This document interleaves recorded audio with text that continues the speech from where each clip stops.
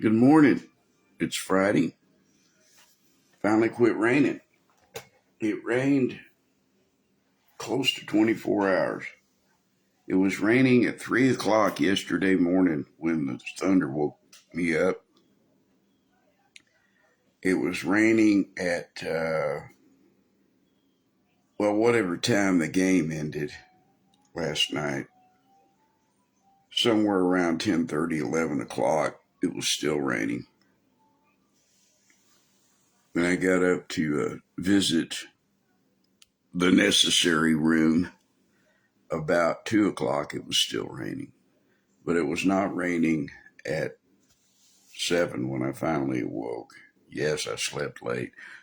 But yesterday was Cadre Day, my meeting and fellowship with the other preachers that I am, I guess you could say, in league with.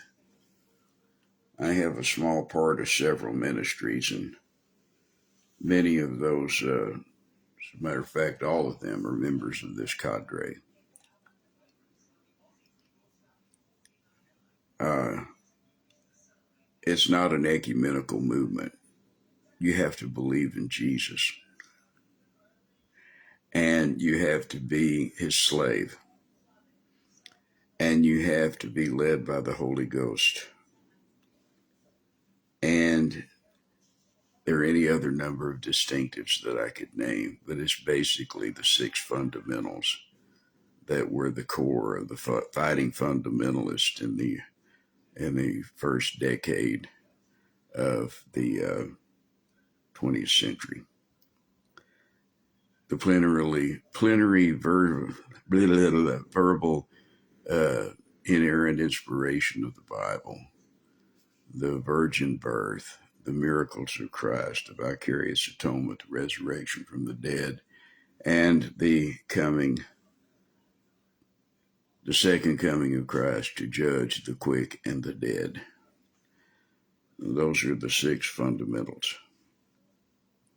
And as long as we believe all those things, I can have fellowship with any man, and will, by the way. Now, in chapter 46 of the book of the prophet Isaiah, as you know, it's one of my favorite chapters. It's one I quote about every 2 or 3 days, because this is the verse that we're going to get to. When we get to the new material, it'll be the first verse. Remember the former things of old, for I am God, and there is none like me. Oh, Hercules, Hercules. I love it, man. it's what I live for. These verses, when you come to them in book by book, verse by verse study, you remember, oh, wow, this is where this is. And you get all excited. It's like, it's like you order 2 pancakes, a short stack, and you see that they've already buttered it between the 2 pancakes. Now that's high class, Finding the verse that you didn't remember was in that chapter is like finding the butter. What a word, what a word. I wish you could have heard Pastor James wax eloquent yesterday. He said some very, very timely and pertinent things.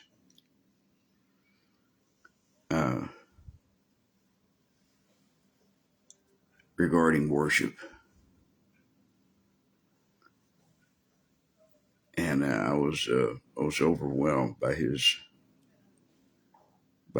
dissertation. That's one thing we do, of course. We do get together to pray and to talk and to encourage, but there's always a program. Sometimes it's a music program, sometimes it's a preaching program, sometimes it's a study program. It just depends on whoever's turn it is, or whoever is chosen or volunteers to do it. they have leeway to bring their own program. For instance, next month we're going to meet at Ron Adrian's church, Chestnut Ridge Baptist Church, and we're going to have a Christmas program, a Christmas themed program that will be primarily music and readings from the Holy Scripture. And of course, a sumptuous meal to be served afterward. You're welcome to come, by the way. When we have a special program like that, you don't have to be a member of the cadre to come. You can just come.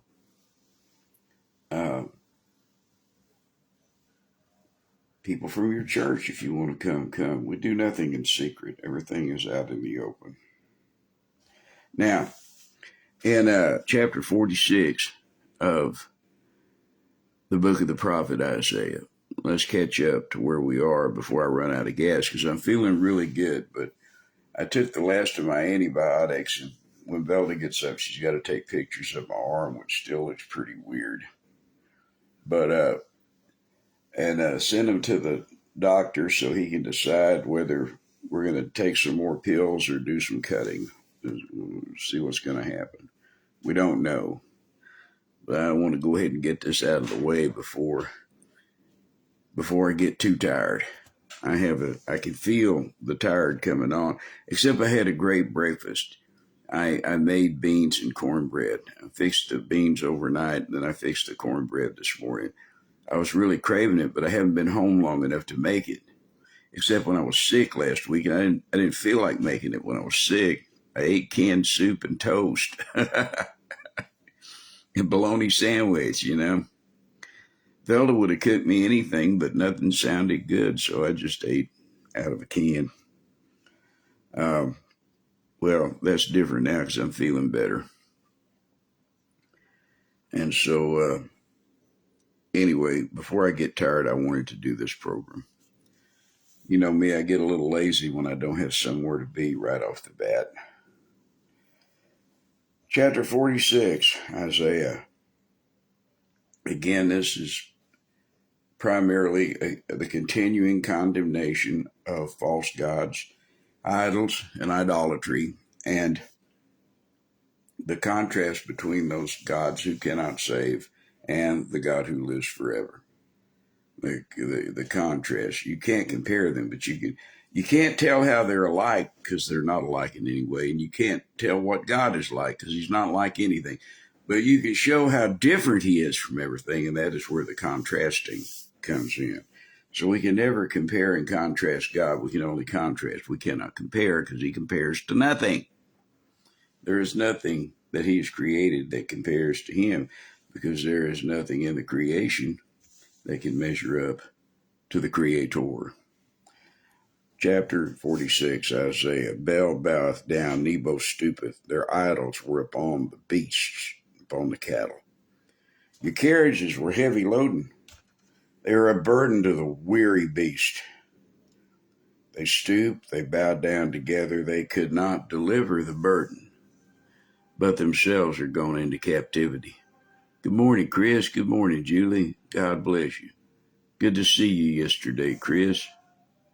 I didn't know whether you just didn't shave or whether you were growing a beard, but your beard grows in pretty full. You ought to grow it all out. Maybe we'll have a frontier day or something. I mean, half of the people I know have beards, maybe more than half. I had to shave yesterday because I just look scraggly. If I look better in a beard, I might let it grow. Isn't that vain? I should just be happy to let it grow and not care whether I look good or not. But, if you were a kid in the 60s fighting with your father over your haircut, you took a lot of time with it. All right, now we have our answer on aisle number 3. Chris says he does it this time of year. You're like a bear. You're thickening your hide for hibernation. Hearken unto me, O house of Jacob, and all the remnant of the house of Israel, which are born by me from the belly, which are carried from the room and from the womb. And even to your old age, I am he. Even to hoar hairs will I carry you. I have made and I will bear. Even I will carry and will deliver you. The contrast here is that you have to, if you make a god, you have to carry him around. The idols and the false gods and the graven images, you have to carry them around. They can't get anywhere on your own. But the real God, he carries us, his people. He picks us up and carries us. He carries us from the womb. He carries us into the hoar hairs, into the old age. A whole hair is one of those little, corkscrew looking hairs that grow out your ear or your nose when you get older, or under here, someplace where hair doesn't usually grow. And there it is, bam. And you need a blowtorch to get rid of it. That's what happens when you get old. You grow hair in weird places. If you're young, just, pretend that I didn't say anything because you want to hold on to the illusion as long as you can. Trust me. To whom will you liken me and make me equal and compare me that we may be like? See, your gods, you have to carry them, but I'm your God. I carry you. That's what God says. From the time you're born to the time you're old. They lavish gold out of the bag and weigh silver in the balance and hire a goldsmith. And he maketh it a god. And they fall down, yea, they worship. It was gold or silver. Then it was molten. Then it was poured over a form. And then it was fashioned, hammered out, dried, and set up, and you worship it. It's like a few chapters ago, and God talked about the log, that you cut down a tree, and with a piece of the log you build a fire and get warm. With another piece of the log you cook your food and you eat and you're happy sitting by the fire. And with a piece of the log that's left over, you fashion it and carve it and turn it into an idol and bow down and worship it. And it's all from the same tree, the tree that you cut down. That's the contrast. What he's saying here in verse 6 is that it was just metal, and then they fashioned it into some design, the idol maker, and then you worshipped it. I mean, how pitiful is that? They lavish gold out of the bag and weigh silver in the balance, and hire a goldsmith, and he maketh it a god, and they fall down, yea, they worship. What is this but popery? They bear him upon the shoulders, they carry him and set him in his place. It's like when they carry the cross and the Madonna through the streets on a holiday or a holy day or the Day of the Dead.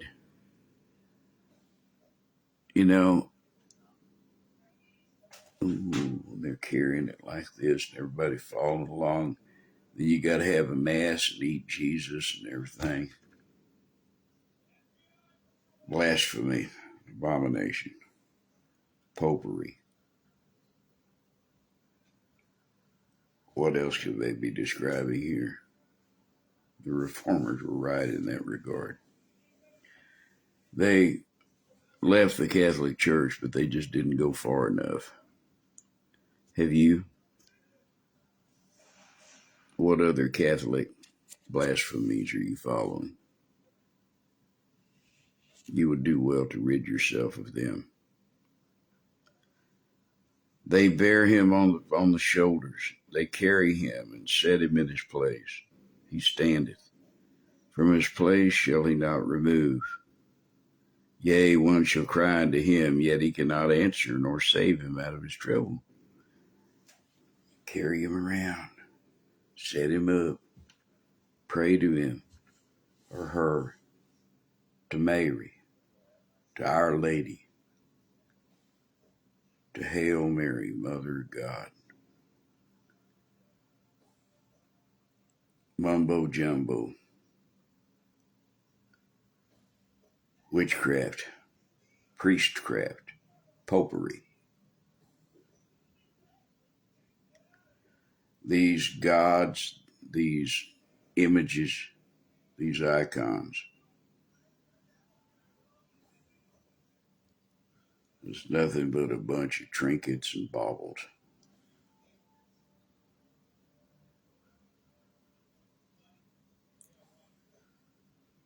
I used to ride with a guy that had a bobblehead Mary on his dashboard.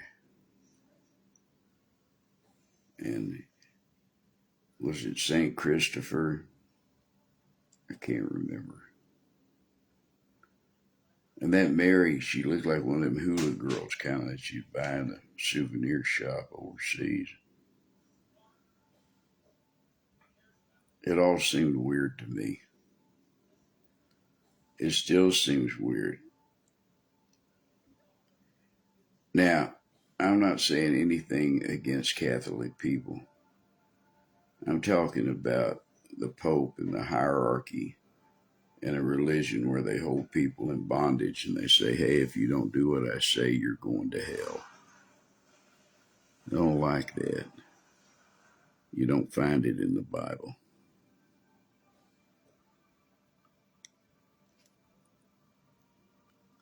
I've gotten to the point where I've seen the damage that it does to Christians. And I was reminded of it here a while back where I did a Catholic funeral, which was very odd.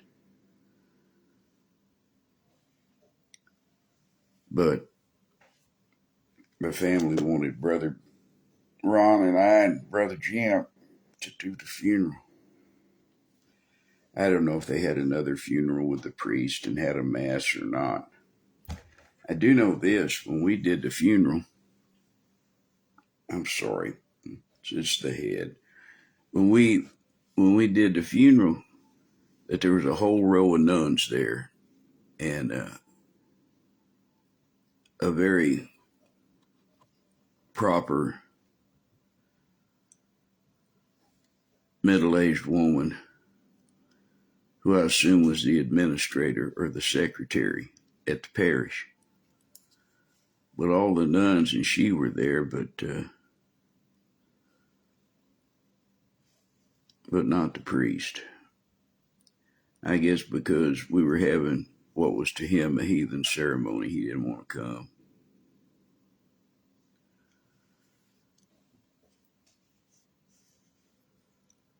Don't be fooled by the wealth and the scarlet, the purple, the gold and the silver and the precious stones. God will overthrow all that and cast it into the sea. It'll all burn away. It's Mystery Babylon.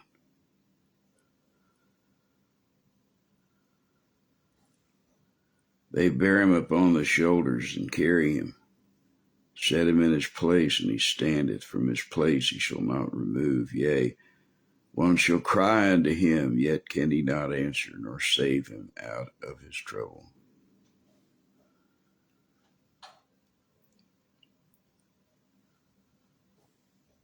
You know,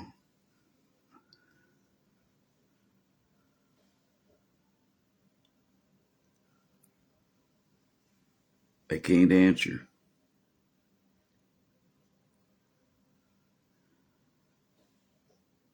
But God always answers. He says, call unto me, and I'll tell you stuff that you don't know. I'll tell you what's going to happen before it happens. I'll explain what's already happened. That's what God says. That's what he does here in the Bible.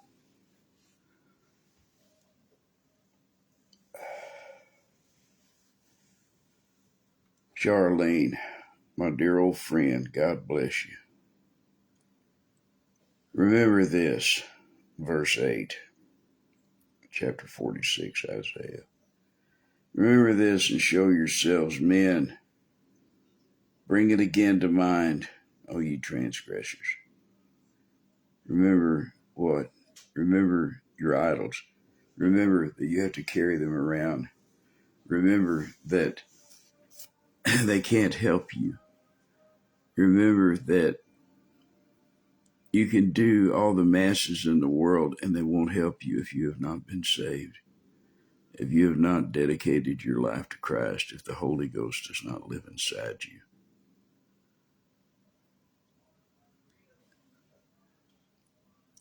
Every time they do the Mass, Christ dies again.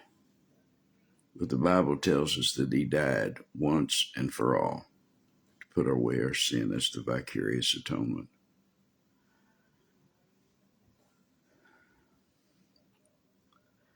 I've been accused of being a Catholic basher. I'm not. I'm a Catholic ecclesiastical basher.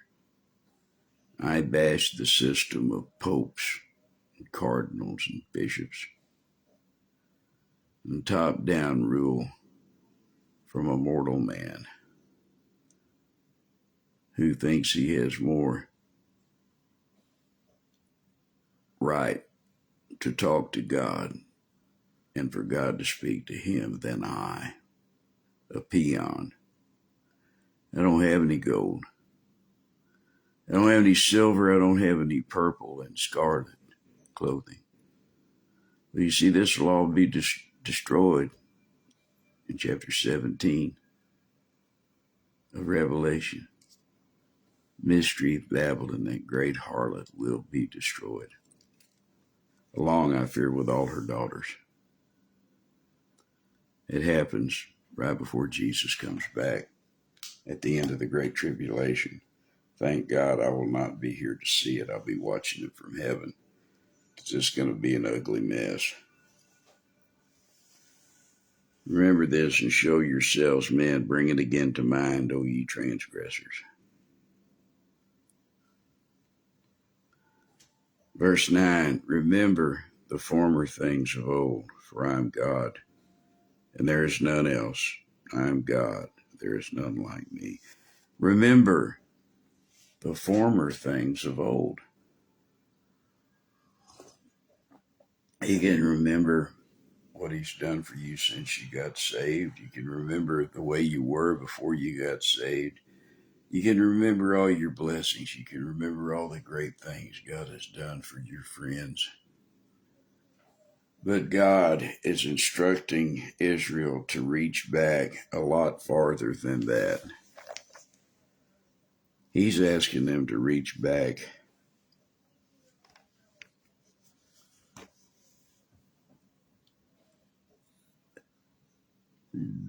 800 years. He's asking them to reach back to the time when he carried them on his shoulder, when he led them through the wilderness.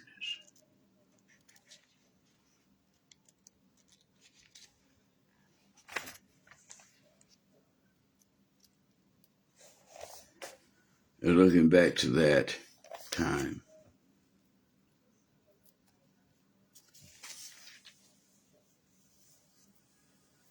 Deuteronomy, near the end of the last words of Moses to the people of Israel before they went into the promised land. They were in Kadesh Barnea for the second time. And they didn't act like they did the first time, thank God. Verse 7, Deuteronomy chapter 32. Remember the days of old. Consider the years of many generations. Ask thy father, and he will show thee. Thy elders, and they will tell thee. When the Most High divided to the nations their inheritance, when he separated the sons of Adam. Now, that happened after Babel and at Babel. And he set the bounds of the people according to the number of the children of Israel. There were no children of Israel yet, so what's he talking about? He explains it here, for the Lord's portion is his people.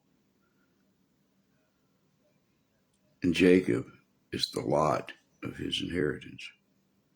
This was before Jacob. He found him, the seed of Jacob, the seed that led to Jacob. the seed that came from Isaac, the seed that came from Abraham.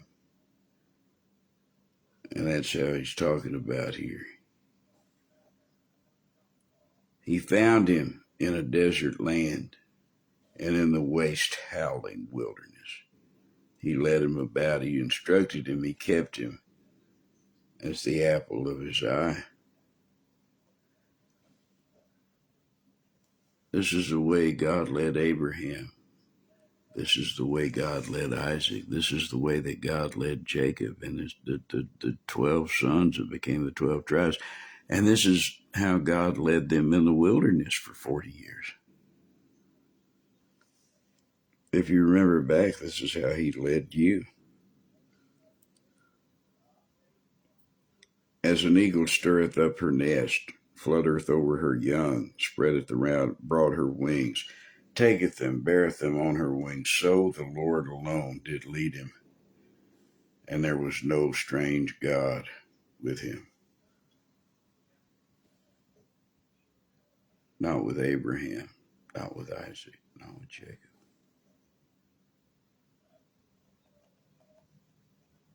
And in the wilderness, among the children of Israel who escaped Egypt and awaited to go into the promised land, into Canaan, there was no strange God among them. And he made him, Israel, to ride on the high places of the earth, that he might eat the increase of the fields. And he made him to suck honey out of the rock, and oil out of the flinty rock, butter of kine, and milk of sheep, and the fat of lambs, rams of the breed of Bashan, and goats, and the fat of kidneys of wheat. Thou didst drink the pure blood of the grape. Now, they didn't do any of that in the wilderness. This is talking about what God did for their fathers, for Abraham, Isaac, and Jacob. God would do that for them when they entered the promised land, but there were no grapes and wheat in the desert. They weren't feasting in the desert. God was providing bread by morning and flesh by evening.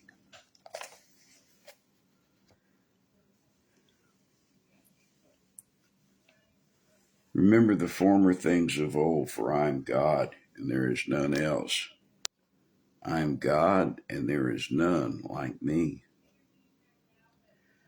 Declaring the end from the beginning and from ancient times the things that are not yet done, saying, my counsel shall stand, and I will do all my pleasure. I just studied this the other day. I think I was teaching it Wednesday night, but I didn't get that far. In Psalm 33, I didn't get as far as this verse.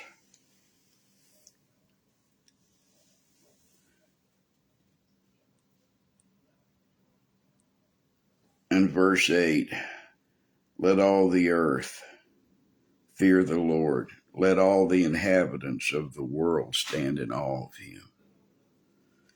For he spake, and it was done. He commanded, and it stood fast. The Lord bringeth the counsel of the heathen to naught. He maketh the devices of the people of none effect. The counsel of the Lord standeth forever, and the thoughts of his heart to all generations.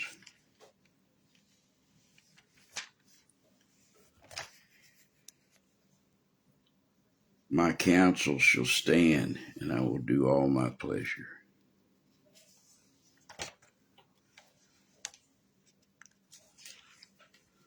Proverbs 19, verse 21, there are many devices in a man's heart.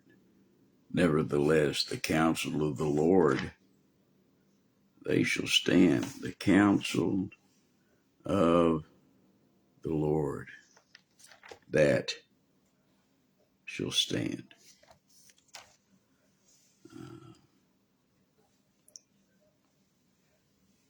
Proverbs 21, verse 30, there is no wisdom, nor understanding, nor counsel against the Lord.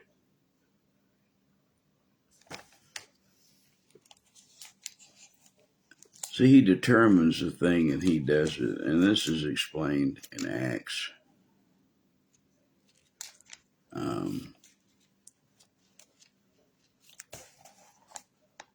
After one of the persecutions.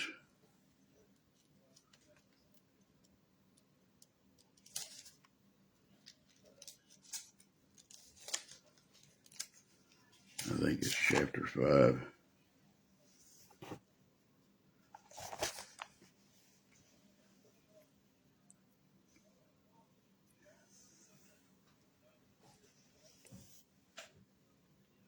Yeah, this is where Gamaliel stands up in the Sanhedrin and tells them not to overreact concerning James and John and Peter and the other apostles. And he says in verse 38 of chapter 5 of Acts, Gamaliel says, "Now I say unto you, refrain from these men, and let them alone. For if this counsel or this work be of men, it will come to naught. But if it be of God, you cannot overthrow it. Lest haply you be able to fight, and be found to fight even against God." See, God decides a thing, and it's so. That's just how it is.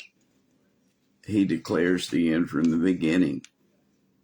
His counsel shall stand. In Hebrews chapter 6,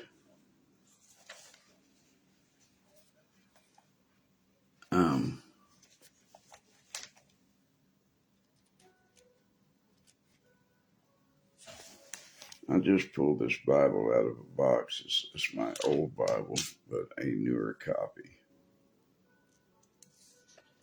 It helps me find things. It navigates for me.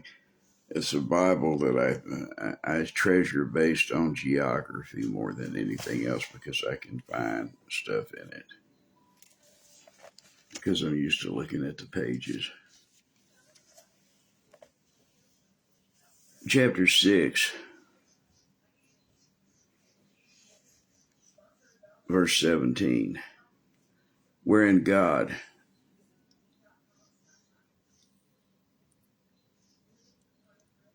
when he made his promise to Abraham, wherein God, willing more abundantly to show unto the heirs of promise the immutability of his counsel, confirmed it by an oath, that by two immutable things, in which it was impossible for God to lie, we might have strong consolation who have fled for refuge to lay hold upon the hope set before us. We hope we have an anchor of the soul, both sure and steadfast, which entereth into that within the well, whither the forerunner is for us entered, even Jesus Christ, made an high priest forever, after the order of Melchizedek. He makes something happen and it stays happen. He says that something will happen and it will happen because he makes sure that it goes according to the way that he said it.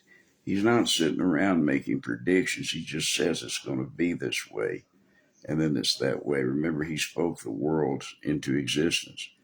Let there be light, and there was light. Let there be a firmament, and there was a firmament. Let there be grass, and there was grass. And there was great rejoicing. Declaring the end from the beginning and from ancient times, the things that are not yet done. My counsel shall stand, and I will do all my pleasure. I'm going to stop here. I could go on for a couple of more verses, but I have a lot more to say, so we'll probably wrap this up in Isaiah 46 tomorrow. Of course, I say that all the time. God bless you all.